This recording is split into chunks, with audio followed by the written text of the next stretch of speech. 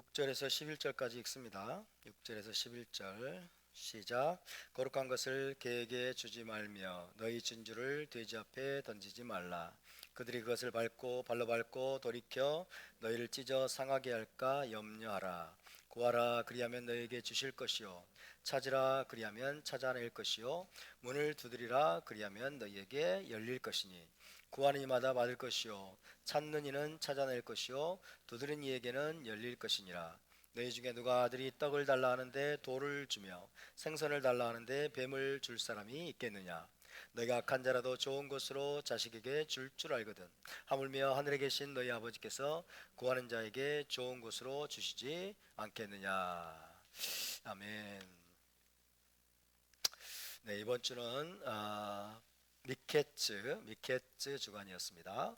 창세기 10번째 파라샤였습니다. 오늘은 히브리 관점 복음서 강의 144번째 시간입니다. 지난주에는 예수와께서 형제의 눈 속에 있는 티는 보면서 자기 눈 속에 있는 들보는 깨닫지 못하는 것에 대해서 지적하시는 말씀을 살펴보았습니다. 비판하기 좋아하고 흠잡기 좋아하는 사람은 다른 사람에게서 지극히 사소한 흠까지도 예리하게 찾아내지만은 정작 자신에게 있는 너무나도 명백한 결함은 전혀 깨닫지 못하거나 아주 가볍게 여기고 지나쳐 버리곤 합니다. 즉 자기 자신의 큰 허물과 결함에 대해서는 너무나 관대한 반면에 다른 사람의 티끌만한 흠과 결함에 대해서는 너무나도 가혹한 것이죠. 자기 눈 속에 있는 들보는 보지 못한 채 남의 눈 속에 있는 티만 빼주려고 하는 사람이 바로 그런 사람입니다.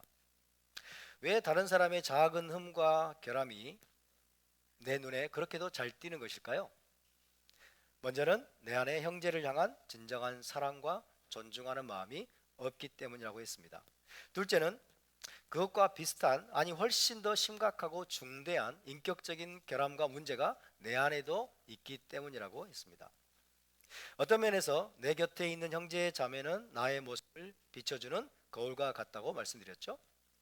내 곁에 있는 형제 자매는 나의 모습을 비춰 보여주는 거울과 같습니다. 그렇기 때문에 곁에 있는 형제 안에서 내 눈에 거슬리는 흠과 결함이 보인다면 그것이 곧 내 안에 있는 것을 비춰주는 것이라고 생각을 하고 먼저 자신을 살피고 돌아보아야 될 줄로 믿습니다. 할렐루야. 그것이 지혜로운 것입니다.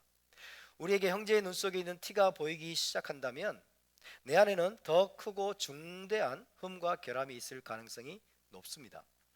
그런데도 형제의 눈 속에 있는 티만 보고서 그것을 지적하며 그 티를 빼주려고 하는 사람에 대해서 주님은 뭐라고 부르십니까? 위선자라고 부르십니다. 자기 눈 속에는 더 큰 들보가 있어서 똑바로 보지 못하도록 가리고 있는데 형제의 눈에서 아주 작은 티를 빼내주려고 하는 것이 바로 위선이라는 뜻입니다. 그런 상태에서 형제의 눈에 있는 티를 빼내주려고 하다가는 오히려 그 티가 형제의 눈을 더욱 상하게 만들 가능성이 크다고 했죠. 그럼 어떻게 해야 됩니까? 예수와의 말씀처럼 먼저 내 눈에서 들보를 빼내야 되겠죠. 먼저 내 눈에서 들보를 빼낸 다음 밝히 보고 형제의 눈에서 티를 빼주어야 합니다. 그래야 형제를 왜곡되게 보지 않고 형제의 눈 속에 있는 티를 안전하게 빼내줄 수 있기 때문입니다.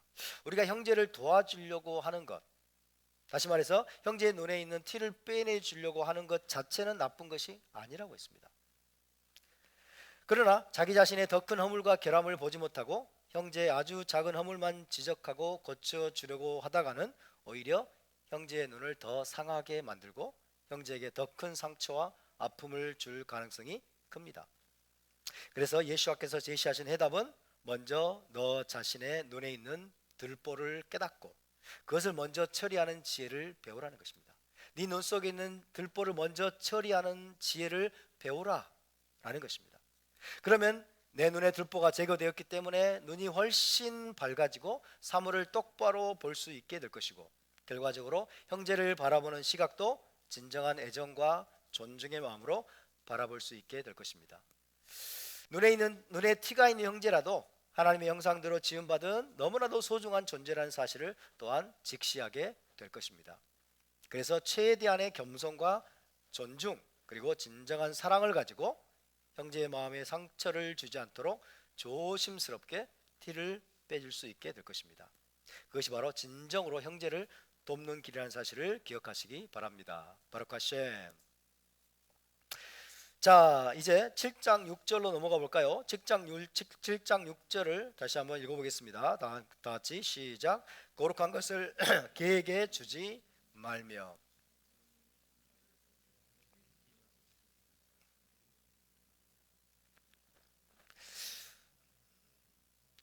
제가 안 읽는다고 그렇게 우물우물 하시면 안 되는데, 다시 한번 시작. 거룩한 것을 개에게 주지 말며 너희 진주를 돼지 앞에 던지지 말라. 그들이 그것을 발로 밟고 돌이켜 너희를 찢어 상하게 할까 염려하라. 아멘. 3절부터 5절은요, 3절부터 5절에서 주님은 어떻게 형제의 눈 속에 있는 티를 바르게 제거함으로써 그를 도와줄 수 있는지의 문제를 다루셨습니다. 어떻게 하면 형제의 눈에 있는 티를 바르게, 그죠? 다치지 않게 형제를 그 티를 제거함으로써 그를 도와줄 수 있는지의 문제를 주님은 말씀하신 겁니다. 먼저는 자신을 철저히 돌아보고 자신 안에 있는 더 큰 흠결을 제거한 다음 밝은 눈으로 형제를 도와줘야 함을 말씀하신 것입니다. 그것은 곧 형제가 더욱더 성장할 수 있도록 토라의 말씀으로 형제를 도와주는 것을 의미합니다. 형제가 더욱더 성장할 수 있도록 토라의 말씀으로 형제를 도와주는 것을 의미합니다.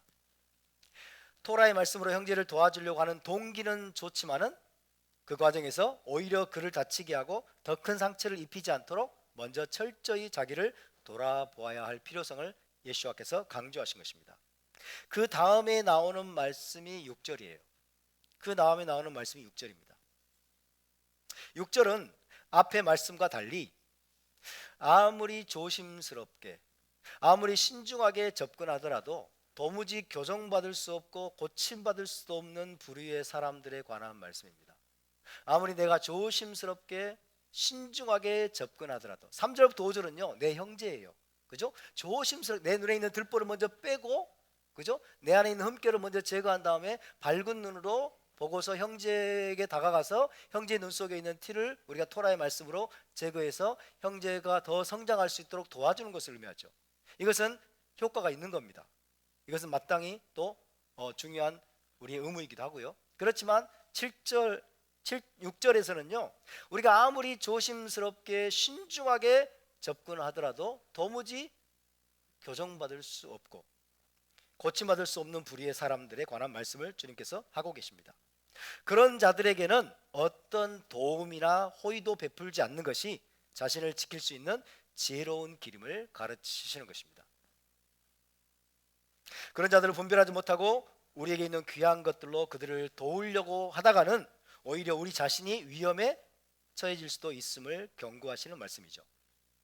여기서 주님은 제자들에게 거룩한 것을 개에게 던지지 말라라고 말씀하고 있어요. 거룩한 것,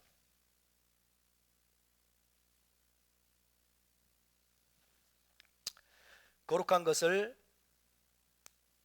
개에게 주지 말며, 거룩한 것을 개에게 주지 말며 너희 진주를 돼지에게 던지지 말라. 그죠?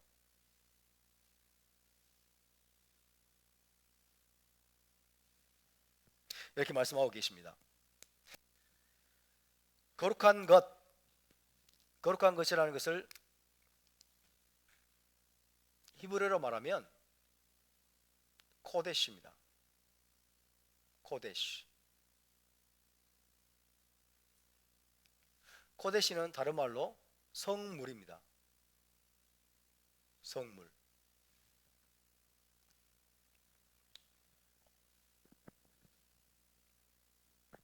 그래서 코데시, 거룩한 것을 개들에게 던지지 말라 라는 말씀, 이 말씀에서 이 코데시, 거룩한 것이라고 하는 것은 기본적으로 제단에 드려진 희생제사의 고기를 의미합니다. 제단에 드려진 희생제사의 고기. 제단에서 나온 희생제사의 고기를 성물을 개들에게 던지지 말라, 개들에게 주지 말라는 말씀이죠.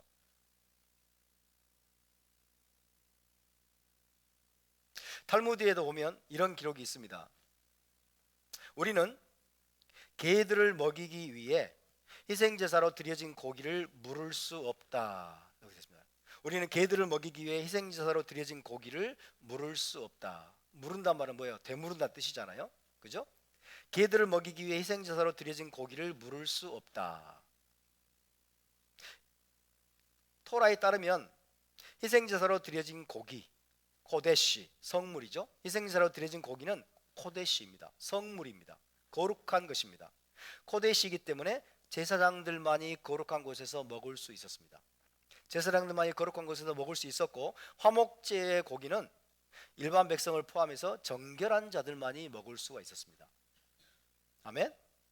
코데시는, 희생제사의 고기는 코데시이기 때문에, 성물이기 때문에 제사장들만이 거룩한 곳에서 먹을 수가 있었고, 화목제의 고기는 성전 밖으로 가지고 나간다 하더라도, 그죠? 유월절 어린 양처럼, 유월절 어린 양처럼 성전 밖으로 가지고 나간다 하더라도 일반 백성을 포함해서 정결한 자들만이 먹을 수가 있었습니다.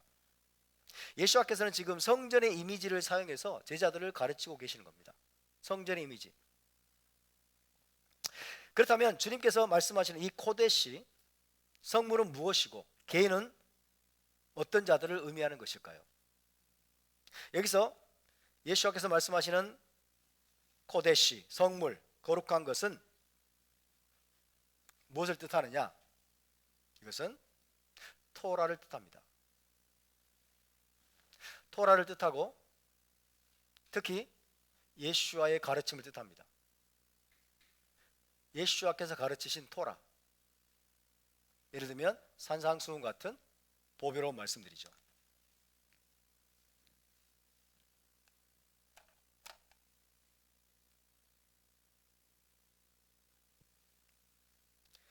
토라의 말씀, 토라의 가르침, 예수께서 또 가르쳐 주신 토라의 말씀, 가르침, 산상수훈 같은 이 말씀이 바로 성물이고 거룩한 것입니다. 할렐루야. 예수와의 가르침은, 토라는 성물이고 거룩한 것입니다. 아무에게나 줄 수 없다는 거예요. 아무에게나 주어서는 안 된다는 거예요. 이것을 우리는 기억해야 됩니다. 그렇다면 개는 어떤 의미일까요? 개는 우상 숭배자를 뜻합니다. 우상 숭배자.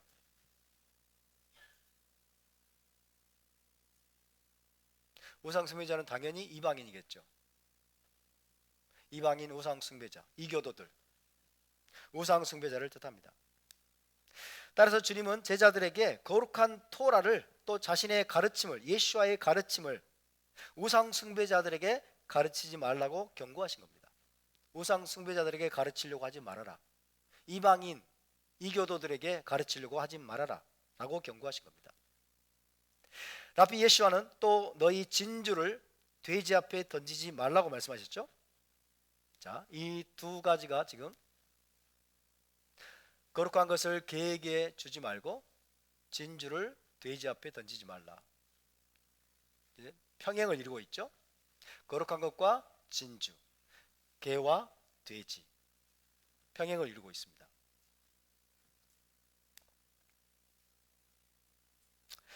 랍비 문헌에 보면 랍비들의 금언과 해석들을 비유적으로 진주라고 부릅니다. 랍비들의 금언과 해석들을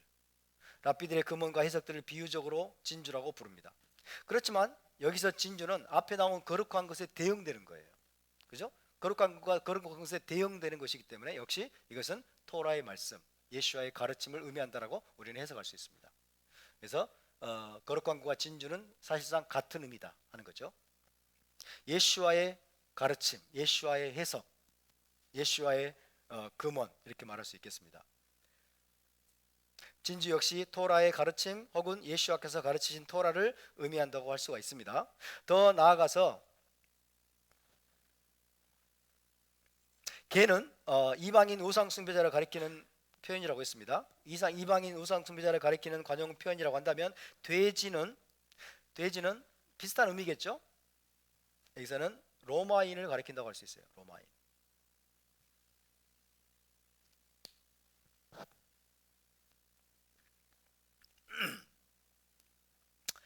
개가 이방인 우상 숭배자를 가리키는 관용 표현이라고 한다면 돼지는 로마인을 의미하는 또 관용 표현이라고 할 수 있습니다. 그래서 유대 현인들은 이방인들과 공부하기를 꺼렸습니다. 유대 현인들은 이방인들과 같이 공부하기를 꺼렸다 하는 겁니다. 자, 그와 관련된 탈무드의 글을 제가 하나 읽어드리겠습니다. 보물이 모든 사람에게 드러나서는 안 되는 것처럼 보배로운 토라의 말씀도 그렇다. 보물이 모든 사람에게 드러나서는 안 되는 것처럼 보배로운 토라의 말씀도 그렇다. 우리는 합당한 훈련을 받은 사람들 앞에서가 아니라면 토라의 깊은 의미 안으로 들어가서는 안 된다. 이렇게 되어 있습니다. 우리는 합당한 훈련을 받은 사람 앞에서가 아니라면 토라의 깊은 의미 안으로 들어가서는 안 된다 라고 되어 있습니다. 또 다른 글입니다. 랍비 암미가 말했다. 토라의 가르침은 우상 숭배자에게 전수되어서는 안 된다. 시편 147편 20절에 이렇게 기록되어 있기 때문이다. 그는 어느 민족에게도 이와 같이 행하지 아니하셨나니 그들은 그의 법도를 알지 못하였도다. 다른 모든 민족들은 하나님의 법도를 모른다는 거예요. 하나님의 법도를 모르고 하나님이 그들에게 그런 일을 행하지 않으셨고 그들에게도 알리지 않으셨다는 거예요. 그렇기 때문에 토라의 가르침은 우상 숭배자에게 전수되어서는 안 된다라고 탈무드에 기록되어 있습니다. 메시아닉 랍비 리텐슈타인은 7장 6절의 예수와의 말씀을 힐렐의 금원과 유사한 것으로 해석합니다. 힐렐, 예수와의 말씀을 힐렐의 금원과 유사한 것으로 해석을 합니다. 자, 그와 유사한 힐렐의 금원은 이것입니다. 한번 들어보세요. 힐렐의 금원인데요, 만약 내가 토라를 소중히 여기지 않는 세대를 본다면 너의 말을 자제하라. 이게 힐렐의 금원이에요. 내가 만약 토라를 소중히 여기지 않는 세대를 본다면 너의 말을 자제하라. 입을 다물라는 거죠. 토라를 소중히 여기지 않는 사람들 혹은 세대를 본다면 너의 말을 자제하라. 토라를 소중히 여기지도 않고 알려고 하지도 않을 뿐 아니라 알아들을 귀도 없는 사람을 만난다면 우리는 토라의 진리를 함부로 그에게 주어서는 안 된다는 뜻입니다. 아마도 주님은 제자들에게 우상 숭배자들과 로마인들 사이에서 사역하는 것에 대해서 경고하시고자 했을 수가 있습니다. 앞으로 이제 제자들이 많은 우상 숭배자를 만나게 되겠죠. 또 로마인들을 만나게 될 텐데 그럴 때 어떻게 해야 될 것인지, 그들 사이에서 사역하는 것에 대해서 조심해야 된다라고 경고하시는 말씀일 수 있습니다. 다른 곳에서 주님은 또 이렇게 말씀하셨습니다. 마태복음 10장 5절 6절입니다. 찾아볼까요? 마태복음 10장 5절 6절.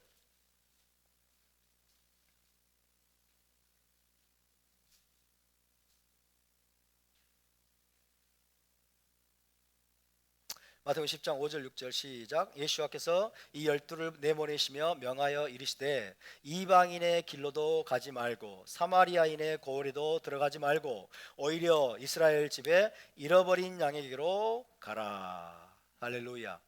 이방인의 길로도 가지 말. 12제자를 주님이 2명씩 파송을 하셨는데 너희는 이방인의 길로도 가지 말고 사마리아인의 고을에도 들어가지 말고 오히려 이스라엘 집에 잃어버린 양에게로 가라고 말씀하셨어요.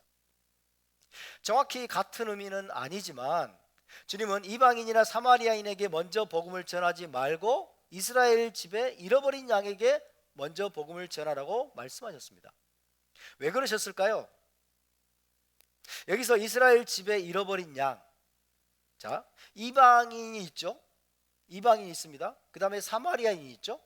이방인이나 사마리아인과 대비되는 이스라엘 집에 잃어버린 양은 누구를 가리킬까요? 당연히 유대인을 가리키겠죠. 그죠? 이방인도 아니고 사마리아인도 아닌 유대인을 가리킵니다. 그죠? 이스라엘 집에 잃어버린 양은 1차적으로 유대인을 의미한다고 할 수 있습니다. 유대인은 제자들이 전하는 메시아 왕국 복음이 메시아 왕국 복음을 전할 거 아니에요. 제자들 가가지고 메시아 왕국 복음을 전하면 그 메시아 왕국 복음이 토라에서 온 걸 알고 있어요.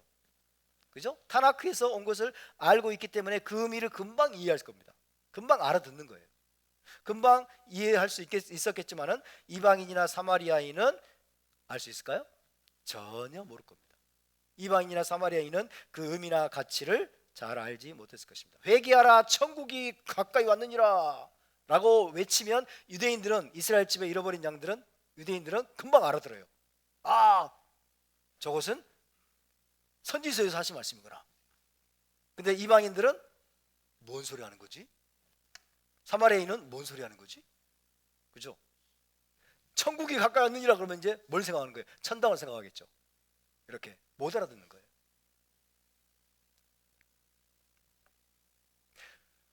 그래서 주님은 이방인의 길로도 가지 말고 사마리아인의 고을에도 들어가지 말고 오히려 이스라엘 집에 잃어버린 양에게로 가라.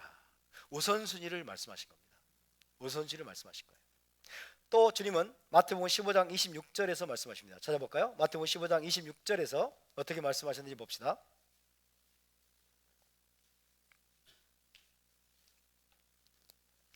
마태복음 15장 26절입니다. 시작. 대답하여 이르시되 자녀의 떡을 취하여 개들에게 던짐이 마땅하지 아니하니라. 자녀의 빵을 취하여 개들에게, 자녀의 빵입니다. 자녀가 먹어야 될 빵이죠. 빵을 개들에게 던지지 않는다.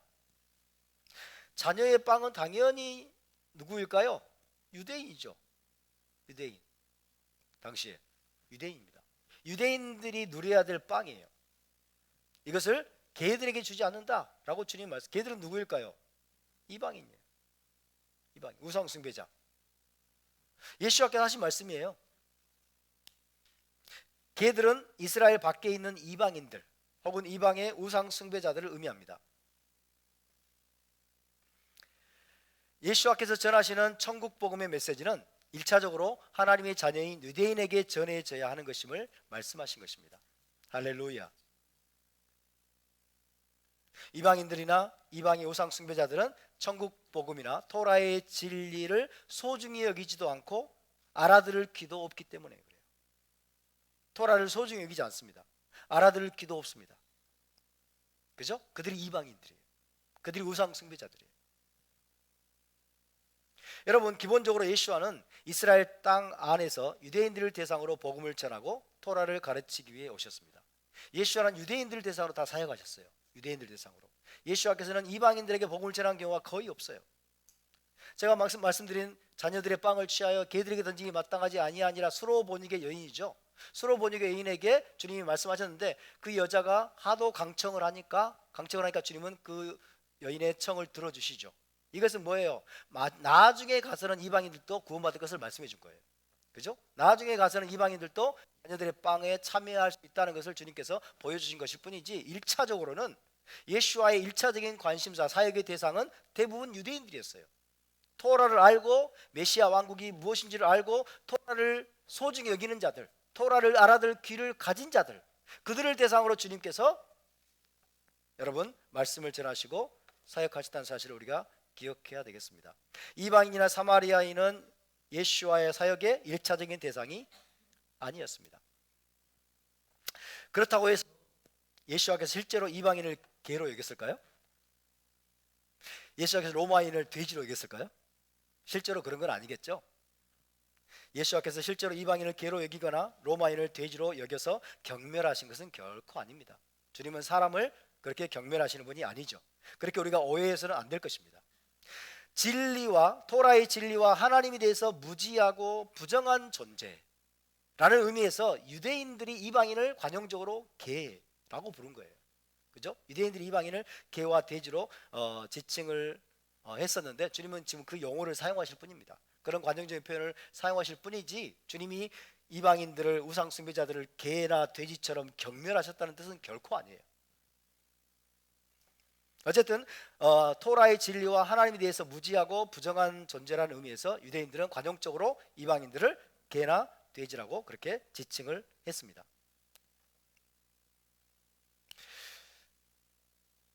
그렇지만 여러분, 중요한 건 뭐냐면 이방인과 로마인이라 하더라도 우상을 버리고 이교신앙을 버리면 그는 더 이상 개나 돼지로 불리지 않는다는 것입니다. 할렐루야. 아무리 우상 숭배자고 이방인이고 로마인이라 할지라도 모든 우상을 버리고 이교신앙을 버리고 하나님께 돌아오면 그는 더 이상 개나 돼지로 여겨지지 않는다는 것입니다. 예를 들어서 마태복음 8장에 보면요, 예수와께서 로마 군대 백부장의 하인을 치료해 주신 사건이 나와요. 로마 군대 백부장은 이방인이죠, 그죠? 로마 군대 백부장의 하인을 치료해 주신 사건이 기록이 되어 있는데요, 8장에 거기서 주님은 백부장의 믿음을 굉장히 높게 평가하시고 칭찬하십니다. 한번 찾아볼까요? 8장 10절에서 13절입니다. 로마 군대의 백부장, 이 사람은 이방인이었습니다. 이 이방인의 믿음을 우리 주님은 굉장히 높게 평가하시고 칭찬하십니다. 8장 10절에서 13절을 읽어보겠습니다. 시작. 예수와께서 들으시고 놀랍게 여겨 따르는 자들에게 이르시되 내가 진실로 너희에게 이르노니 이스라엘 중 아무에게서도 이만한 믿음을 보지 못하였노라. 또 너희에게 이르노니 동서로부터 많은 사람이 이르러 아브라함과 이삭과 야곱과 함께 천국에 앉으려니와 그 나라의 본자손들은 바깥 어두운 데 쫓겨나 거기서 울며 이를 갈게 되리라. 예수께서 백부장에게 이르시되 가라, 내 믿은 대로 될지어다 하시니 그 즉시 하인이 나으니라. 내 종이 병들었나이다, 고쳐주소서라고 하니까 예수께서 뭐라고 그랬어요? 내가 가서 고쳐주리라. 그러니까 이 백부장이 뭐라고 그래요? 아니요, 아닙니다 주님, 당신이 우리 집에 오는 것을 감당할 수 없습니다. 다만 말씀만 해주십시오. 말씀만 하시면 내 종이 낫겠나이다. 그러니까 주님이 깜짝 놀라는 거예요. 이스라엘 중에서도 이만한 믿음을 본 적이 없다. 그래서 이방인 백부장의 믿음을 주님이 굉장히 높이 평가하고 칭찬하시면서 그 11절에 뭐라고 말씀하시죠? 내가 너희에게 이르노니 동서로부터 많은 사람이 이르러. 동서로부터 많은 사람이 올 것이라는 거죠. 누굽니까? 이방인들이에요. 이방인들. 동서로부터 많은 이방인들이 와서, 그 말이에요. 많은 이방인들이 와서 아브라함과 이삭과 야곱과 함께 천국에 앉으려니와. 천국이 뭐예요? 메시아 왕국이죠. 앉는단 말은 무슨 말이에요? 먹기 위해서. 아브라함과 이삭과 함께 메시아 왕국의 식탁에, 잔치상에 기대어 앉아서 먹게 될 것이다. 할렐루야. 그러니까 수많은 동서로부터 오는 수많은 이방인들이 여러분 모든 우상을 버리고 하나님의 토라를 받아들이고 예수와께 돌아오게 되면 그들은 더 이상 개와 돼지가 아니라는 것을 기억하시기 바랍니다. 반대로 유대인이라고 할지라도 이스라엘 집에 있는 자들 할지라도 그들이 결국 예수와를 거절하고, 그죠? 토라의 가르침을 제대로 여러분 이들이 준행하지 않는다면 그들이 바로 개와 돼지 같은 존재들이 될 겁니다. 그게 그 다음에 나올 말씀이에요. 그 나라의 본 자손들은 유대인들이에요. 본 자손들은 바깥 어두운 데에 쫓겨나 거기서 울며 이를 갈게 되리라. 할렐루야. 어쨌든 여러분, 예수와에 대한 확고한 믿음을 드러내는 이 백부장은 비록 이방인이었고 로마인이었지만 그는 더 이상 개나 돼지가 아니었던 것입니다. 부활하신 후에 예수와는 제자들에게 모든 이방 민족들에게도 천국 복음을 전하는 위임 명령을 내리십니다. 제가 읽어드립니다. 마태복음 28장 9절에서 20절인데요. 그러므로 너희는 가서 모든 민족을 제자로 삼아 아버지와 아들과 성령의 이름으로 침례를 베풀고 내가 너에게 분부한 모든 것을 가르쳐 지키게 하라. 볼지어다 내가 세상 끝날까지 너희와 항상 함께 있으리라 하시니라. 아멘. 승천하시기 직전 예수와는 모든 이방인들에게까지 복음을 전하고 그들을 제자로 삼으며 토라를 가르쳐 지키게 하라고 명령하셨습니다. 이방인들도 개나 돼지 수준에서 벗어나서 하나님의 자녀가 될 수 있는 기회를 주신 겁니다. 할렐루야. 예수께서 부활하신 후에 승천하시기 직전에는 이제 모든 이방인들도 개나 돼지 수준을 벗어나서 하나님의 자녀가 될 수 있는 기회를 다 주셨음을 여러분 기억하시기 바랍니다. 확실히 주님은 유대인과 이방인을 차별하지 않으셨습니다. 이런 관점에서 볼 때 개와 돼지는 우상 숭배에 붙잡혀 있는 이방인과 로마인을 가리키는 관용 표현이라고 할 수 있습니다. 우상 숭배에 사로잡혀 있는, 우상 숭배를 버릴 생각이 없는 우상 숭배자들, 이방인들, 로마인들을 가리키는 관용 표현이라고 할 수 있습니다. 그런 자들은 토라의 가치를 알 수도 없고 토라의 말씀을 들을 기도 없기 때문에 만약 토라의 진리가 그들 앞에 제시가 되면 개나 돼지가 하는 것처럼 그 진리를 짓밟고 더럽힐 것입니다. 그걸로 끝나는 게 아니고 오히려 토라를 전하는 자들에게 달려들어서 죽이려고 할 수도 있습니다. 그죠? 토라를 전하는 자들에게 달려들어 가지고 죽이려고 할 수도 있습니다. 그렇게 교정받을 수 없고 배우려고 하지 않는 자들은 대단히 위험한 자들이에요.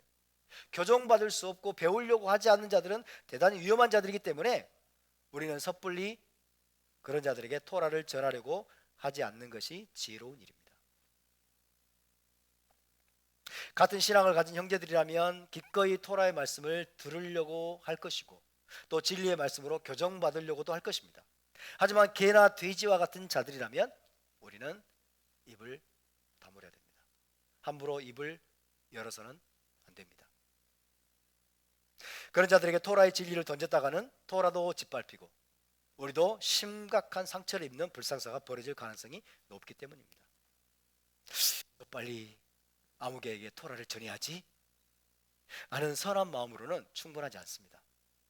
우리의 마음이 아무리 선하고 아무리 의도가 좋아도 우리에게는 지혜가 필요합니다. 그 사람이 혹시 개나 돼지 수준은 아닌지, 토라를 알아들을 준비가 돼 있지 않고 토라를 멸시하는 자가 아닌지, 토라를 경멸하는 자가 아닌지, 이교도와 같은 수준은 아닌지, 우상 숭배자처럼 토라를 경멸하고 토라를 미워하고 증오하는 자가 아닌지, 알아들을 귀가 없는 자는 아닌지 우리가 잘 분별해야 됩니다. 그런 자들에게 토라의 진리를 던졌다가는 토라도 짓밟히고 우리도 심각하게 마음의 상처를 입을 겁니다. 그런 불상사가 벌어질 가능성이 높다는 거예요. 그래서 우리에게는 지혜와 분별력이 필요합니다. 내가 토라의 진리를 전하고 싶어하는 사람이 영적으로는 혹시 개나 돼지와 같은 자가 아닌지 잘 분별해야 될 줄로 믿습니다. 그래야 토라의 거룩함도 지키고 나 자신도 지킬 수가 있습니다. 바루크 하셈. 한 가지 더 말씀드리면 비록 유대인이라 할지라도 그리고 토라 공동체에 속한 형제라도 토라를 버리고 배교하거나 타락하면 그도 역시 개나 돼지 같은 자로 불릴 수가 있습니다. 유대인이든 이방이든 유대인이나 이방인을 막론하고 토라의 진리를 멸시하고 토라 듣기를 거부하는 자는 개나 돼지 같은 자에서 부정한 자인 동시에 위험한 자라고 할 수 있습니다. 부정한 자이면서 동시에 위험한 자다. 저와 여러분이 그런 자가 되지 않기를 바랍니다. 여러분 주위에 여러분의 가족, 여러분의 친척, 여러분의 친구, 여러분의 지인들 가운데 토라의 말씀을 전하고 싶은 사람들이 있을 겁니다. 여러분이 전해야 되겠다라는 생각이 드는 사람들이 있습니다. 그 마음은 좋아요. 그 마음은 좋지만은 그 사람들이 지금 어떤 상태인가, 과연 들을 만한 자세가 되어 있는가, 배우려고 하는가, 교정받을 준비가 되어 있는가, 교정받을 만한 상태인가, 마음을 오픈하고 받아들일 준비가 되어 있는가가 중요합니다. 그렇지 못하다면 여러분 우리는 그들에게 거룩한 것을 던져서는 안 됩니다. 진주를 그들 앞에 던져서는 안 됩니다.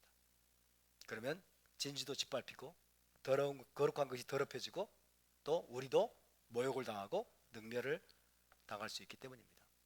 이것이 예수와께서 우리에게 주시는 지혜의 말씀이고 경고의 메시지입니다. 다시 한번 6절을 읽어볼까요?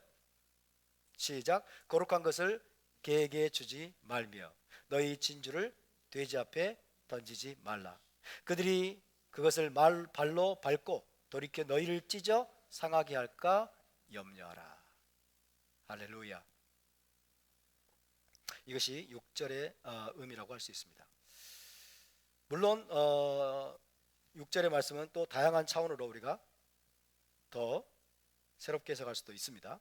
7절로 넘어가 보겠습니다. 자, 7절 8절을 다 함께 읽어보겠습니다. 7절 8절 시작.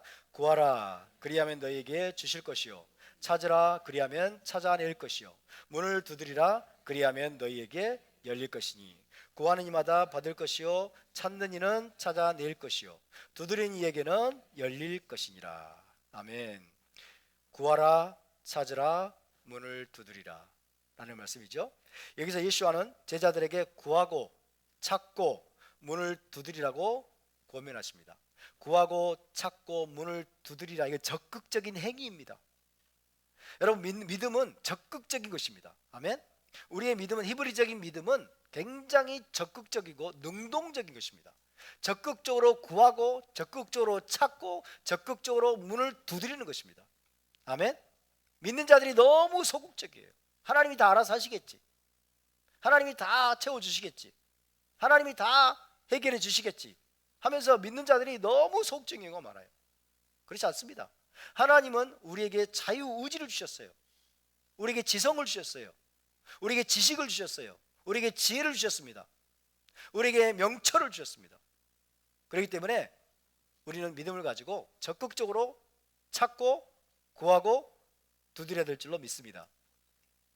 구하고 찾고 문을 두드리라 라는 말씀은 누가복음 11장에 거의 동일한 형태로 나오고 있습니다. 자, 두 경우 모두 구하라 라는 말씀이 나오죠. 구하라. 자, 구하라.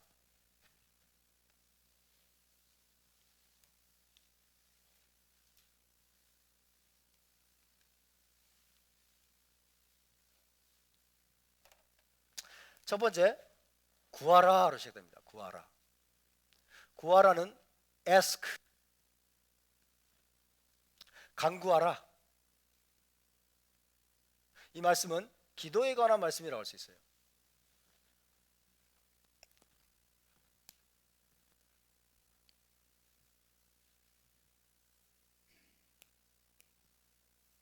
기도에 관한 말씀으로 시작이 됩니다.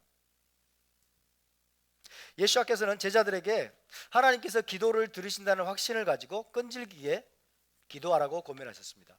하나님께서 기도를 들으신다는 확신을 가지고 끈질기게 기도하라 라고 말씀하셨습니다. 그렇지만 구하라, 찾으라, 문을 두드리라 라는 말씀은 단순히 기도만이 아니라 모든 영역에 적용할 수 있습니다. 자, 먼저 첫 번째, 먼저 구하라. 구하는 것은 기도입니다. 기도 가운데 하늘 아버지께 구하는 사람을 의미합니다. 구하는 사람은 기도하는 사람이에요. 하늘 아버지께 구하는 사람입니다.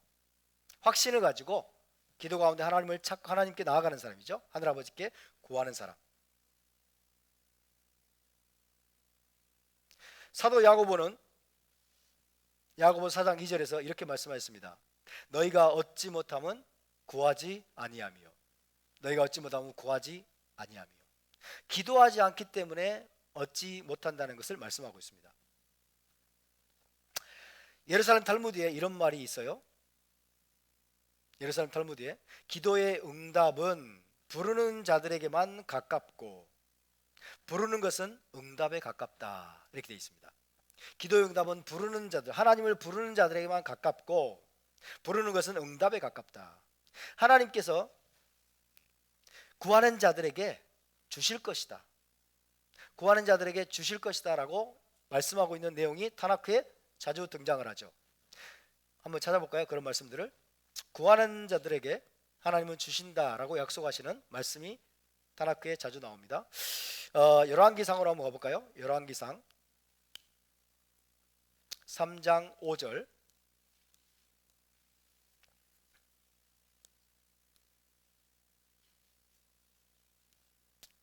구하라, 하나님께 간구하라, 그러면 하나님께서 주실 것이다. 열왕기상 3장 5절을 먼저 읽습니다. 시작. 기브온에서 밤에 여호와께서 솔로몬의 꿈에 나타나시니라. 하나님 이르시되 내가 네게 무엇을 줄고 너는 구하라. 너는 구하라. 하나님이 구하라고 말씀하시죠. 솔로몬은 무엇을 구했습니까? 9절을 읽습니다. 9절 시작. 누가 주의 이 많은 백성을 재판할 수 있사오리이까? 듣는 마음을 종에게 주사 주의 백성을 재판하여 선악을 분별하게 하옵소서. 하나님이 구하라고 말씀하셨고 솔로몬은 지금 구하고 있습니다. 그죠? 뭘 구했습니까? 듣는 마음을 구했어요. 듣는 마음을 구했다라고 되어 있죠. 듣는 마음은 레브 쇼메아 이렇게 되어 있죠. 레브는 마음이고 쇼메아는 듣는이죠. 그래서 이 쇼메아라는 샤마라는 단어가 사용돼요. 샤마. 이거는 듣다라는 뜻만 있는 게 아니고 듣다, 깨닫다, 분별하다, 내면화하다, 그 다음에 행하다. 이런 의미까지 다 내포하고 있죠. 그죠? 그러니까 레브 쇼메아, 듣는 마음이라고 하는 것은 깨닫는 마음이에요. 깨닫는 마음. 특별히 솔로몬이 말하는 이 마음은 재판할 때 어떻게 판결하는 것이 정확한, 공정하고 정확한 판결인지를 깨닫는 마음을 달라는 거예요. 하나님 앞에 깨닫는 능력이죠. 그래서 이것을 우리는 지혜라고 표현할 뿐이죠. 지혜. 재판의 지혜입니다. 재판. 명철한 재판을 할 수 있도록 깨닫는 마음을 달라는 거예요. 깨닫는 능력을 달라는 겁니다. 이것이 솔로몬이 구했던 거예요. 레브 쇼메야. 솔로몬은 단순히 지혜가 아니라 듣는 마음을 구했습니다. 쉐마. 그래서 쉐마가 중요한 거예요. 잘 들어야 돼. 그죠? 두 여인이 와가지고 뭔가를 이야기하잖아요. 두 여인이 와서 뭔가 얘기할 때 솔로몬이 깨닫는 거예요. 누가 거짓말하고 있구나. 깨닫는 거죠. 그래서 둘로 쪼개라. 둘로 나누라. 너희들이 그렇게 다툰다면 둘로 나누라. 깨달았던 거죠. 깨달아서 누가 거짓말하는 걸 깨달을 뿐만 아니라 어떻게 판결해야 되는지도 깨닫는 거죠. 그죠?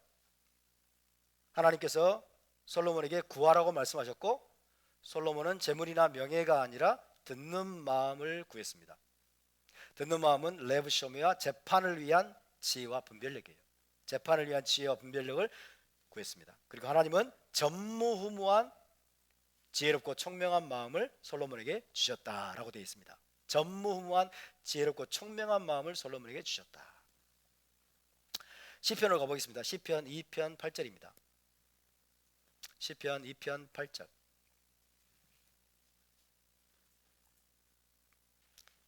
시작. 내게 구하라. 내가 이방 나라를 내 유업으로 주리니 내 소유가 땅끝까지 이르리로다. 여기서는 하나님께서 메시아를 향해서 구하라라고 하시는 말씀이에요. 예언적으로 메시아를 향해서.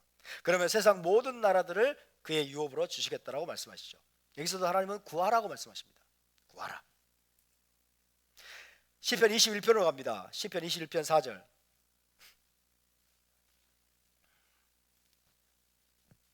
시편 21편 4절. 시작. 그가 생명을 구하매 주께서 그에게 주셨으니 곧 영원한 장수로소이다. 왕이 하나님께 생명을 구했더니 하나님께서 그에게 장수의 복을 주셨다라는 고백입니다. 스가랴로 가볼까요? 스가랴 10장 1절. 이 말씀까지 찾고 오늘을 마치겠습니다. 스가랴 10장 1절입니다.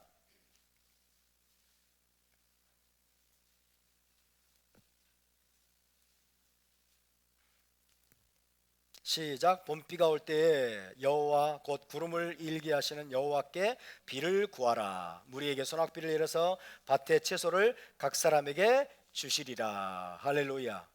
하나님께 뭘 구하라고요? 비를 구하라. 비를 구하라고 말씀하십니다. 그러면 하나님께서 비를 내려 주실 것이라는 말씀이죠. 그러니까 성경 전체에서 인간은 하나님께 구하고 우리는 하나님께 구하고 하나님은 주시는 분입니다. 하나님은 구하라고 말씀하십니다. 그리고 우리가 구하면 하나님은 주시는 분입니다. 물론 모든 것을 다 주시지는 않습니다. 구하여도 받지 못하면 정욕에 쓰려고 잘못 구함이라. 그죠? 하나님의 뜻에 합당하지 않은 것들, 필요하지도 않은데 정욕에서, 탐욕으로부터 뭔가를 하나님 앞에 구하는 것은 물론 하나님께서 들어주지 않습니다. 하나님의 뜻에 합당하고 꼭 필요한 것을 구할 때 하나님께서 채워주시고 여러분 공급하시는 것을 믿으시기 바랍니다. 그래서 여러분이 하나님께 늘 구하고 기도하면서 하나님께 필요한 것들을 여러분 공급받으시기를 주의 이름으로 축원합니다. 자, 오늘은 여기까지 하고요. 다음 주에 또 계속해서 말씀을 나누겠습니다. 자, 우리 함께 일어나셔서